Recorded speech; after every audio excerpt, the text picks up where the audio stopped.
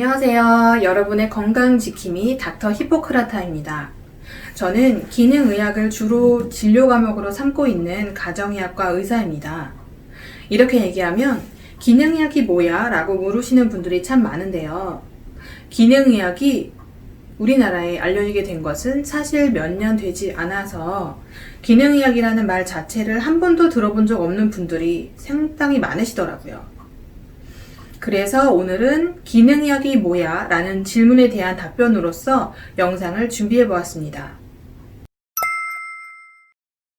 질병의 원인이 무엇이라고 생각하시나요? 과학이 발달하기 전에는 질병의 원인을 신의 노하심이라고 생각했죠. 그래서 무당이 의사의 역할을 겸하던 때가 있었어요. 가족이 아프면 무당한테 데려갔으니까요. 그러다가 과학의 발전에 따라 사람들이 뭔가를 발견하기 시작합니다. 여러분 파스테르 아시죠? 요구르트 우유 브랜드 말고요. 이분은 프랑스의 화학자, 미생물학자로서 독일에서 의학 박사 학위까지 취득하신 분이에요. 콜레라, 탄저병, 페스트와 같은 이런 병을 연구하면서 병의 원인으로서 세균을 지목하신 대표적인 학자입니다.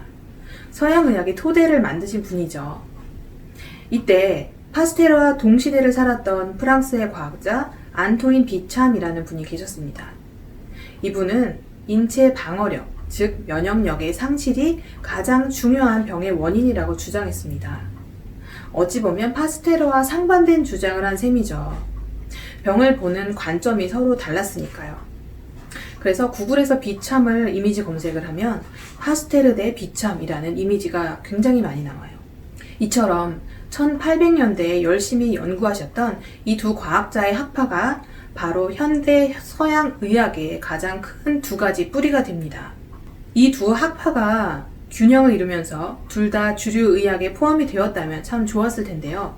이 학파가 그 제자들에게 계승이 되면서 아주 복잡한 여러 가지 요인들에 의해서 파스테르 학파가 주류가 되고 비참 학파는 비주류가 됩니다.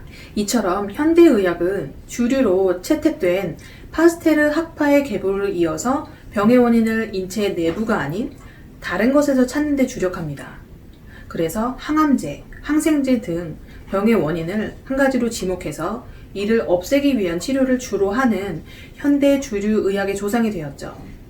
반면 질병의 원인을 인체 내부에서 찾은 비참학파는 인체의 면역력, 내적 환경을 튼튼하게 하는 것을 치료의 가장 우선순위에 두는 기능의학의 조상이 되었습니다. 사실 이 두 학파의 주장이 다 맞습니다. 페스트균이나 장티푸스와 같이 병원성이 아주 강한 놈들은 건강한 사람도 갑자기 중환으로 만들어버릴 수 있으니까요. 이 병원균을 빨리 처리하는 항생제를 제때 처방하는 것은 굉장히 중요한 치료입니다. 그런데 이런 치료는 환자가 할 수는 없어요. 의사가 항생제를 적절히 선택해서 처방해야 하는 거죠. 하지만 질병의 예후, 즉 인간이 세균의 침입을 당했을 때 얼마나 치명적인지 또 얼마나 빨리 회복할 수 있는지는 각 개인의 건강 상태에 따라서 결과가 다양하게 나타날 수 있습니다.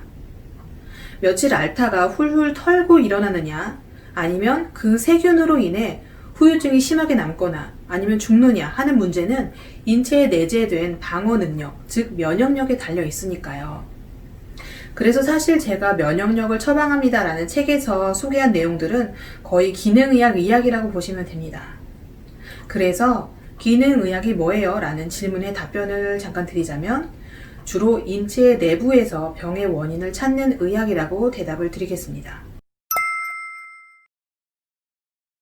기능의학은 사람의 몸 안에서 일어나는 여러 가지 생화학적인 반응 경로에 문제가 생겨서 세포들의 기능이 떨어지고 결국 이것이 병의 원인이 된다는 것에 집중합니다. 이러한 생화학적 경로에 문제가 생기는 근본적인 원인과 메커니즘을 찾고 인체에 내재된 치유 능력을 극대화시켜서 회복하도록 하는 의학이 바로 기능의학인 것이죠. 많은 분들이 익숙하신 병원의 치료 방식은 바로 주류 의학인데요. 대부분 대증 치료를 하시죠. 대증 치료란 증상을 없애는 것을 중점적으로 하는 치료를 말합니다. 예를 들어 두통에는 두통약, 진통제를 처방합니다. 두통은 여러 가지 복잡한 생화학적 과정을 통해 호르몬의 분비 또는 혈관의 수축, 이완으로 인해 생기는데요. 그 윗단계에서 어느 부분에서 문제가 생겼는지 알아보는 것은 미뤄두고 우선은 환자가 아프지 않게 해주는 치료를 먼저 하는 거죠. 통증을 느끼는 최종 대사 산물인 염증 물질의 생산을 차단하는 방식으로요. 좋습니다. 이런 대증 치료도 환자 입장에서는 얼마나 고마운 치료인지 몰라요. 그렇지만 만약에 이 환자가 어쩌다 한번 두통이 생긴 것이 아니라 주기적으로 두통을 호소하고 또 이런 두통이 점점 심해져서 두통약을 달고 살아야 한다면 이 환자는 분명 의사에게 이런 질문을 하게 될 것입니다. 선생님, 이렇게 아플 때마다 진통제 먹는 방법 말고요. 이 두통을 근본적으로 안 나오게 없애는 방법은 없을까요? 저도 매년 스테로이드를 복용하는 지루성 피부 환자들에게 그런 질문을 자주 들었습니다. 선생님, 저 이 피부병이 재발하지 않게 근본적으로 해결할 방법은 없을까요? 라고요. 그래서 그 근본적인 해결을 해주고 싶어서 의사들이 공부하기 시작한 것이 바로 현재의 기능의학이 발전하게 된 계기입니다. 기능의학은 두통, 피부 질환과 같은 이런 증상, 즉 최종적인 건강 문제가 발생한 원인을 찾아 거슬러 올라갑니다. 그래서 국제기능의학회 IFM에서는 기능의학의 정의를 업스트림 의학이라고도 합니다.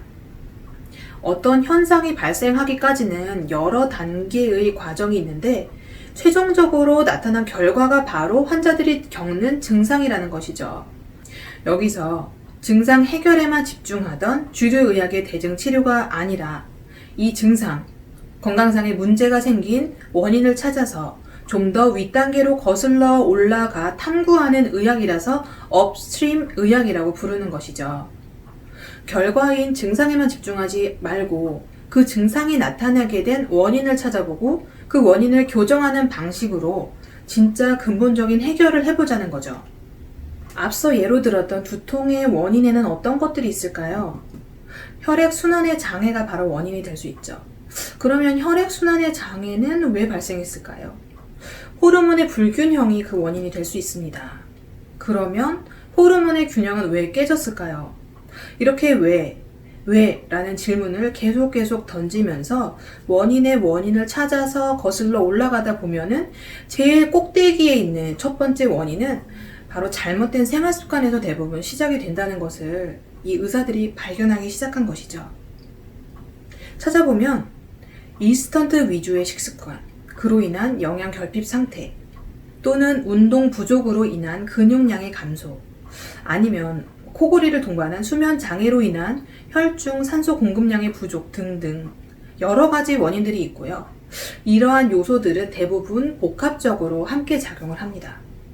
물론 단순히 생각해보면 독감이 걸리는 원인은 독감 바이러스니까 백신만 맞으면 해결이 되네 라고 간단히 원인을 찾아 문제를 해결할 수도 있겠지만 여기서 조금 더 자세히 들어가면 백신을 맞아도 항체가 생기지 않는 경우도 있습니다. 항체의 생성은 인체 면역 시스템에서 이루어지는 일인데요. 이 면역 시스템의 기능이 사람마다 각자 다 다르고 항체 생성 능력이 현저히 떨어지시는 분들도 있거든요. 이 면역력을 떨어뜨리는 원인도 찾아 나가다 보면 다 생활 습관에서 발견이 되곤 합니다. 그래서 기능의학의 치료는 그 원인의 출발점인 생활 습관, 그것을 교정하는 것으로부터 시작을 합니다. 여기서 더 나아가 단순한 환자 면담만으로 발견되지 않는 원인을 찾기 위해서 유기산 검사, 지연성 음식물 반응 검사와 같은 여러 가지 기능의학 검사들을 하고 있는 거고요. 이러한 검사 결과와 또 환자의 현재 증상, 그리고 살아온 히스토리 등의 정보들을 모아서 원인을 파악하고자 하는 것이 바로 기능의학의 진료 과정입니다. 물론 저는 이런 기능의학적인 진료만 하지는 않습니다.